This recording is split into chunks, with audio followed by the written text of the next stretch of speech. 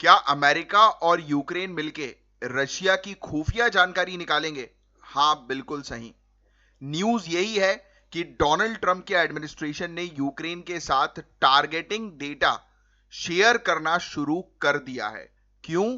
ताकि Ukraine Russian army की positions, उनकी सप्लाई लाइंस और एमओ डिपो को आसानी से निशाना बना सके।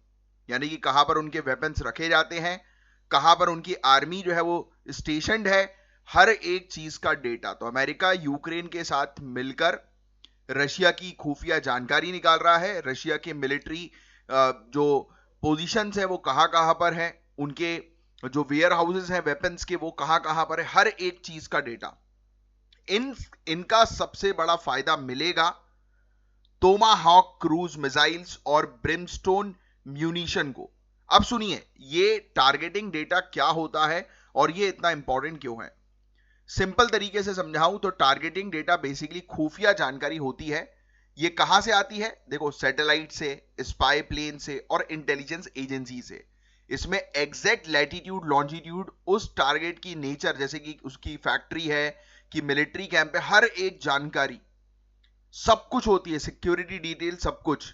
तो रशिया के लिए ये एक बहुत बड़ा सेटबैक है, क्योंकि यूक्रेन को अब ब्लाइंडली फायर नहीं करना पड़ेगा।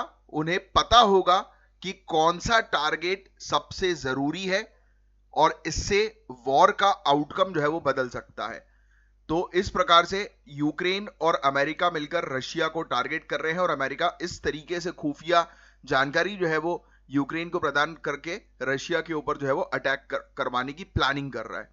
तो ये एक बड़ा ही गंभीर और बड़ा इंपॉर्टेंट मामला है, जिसके बारे में एक अच्छी जानकारी जो है वो आपको होना जरूरी है।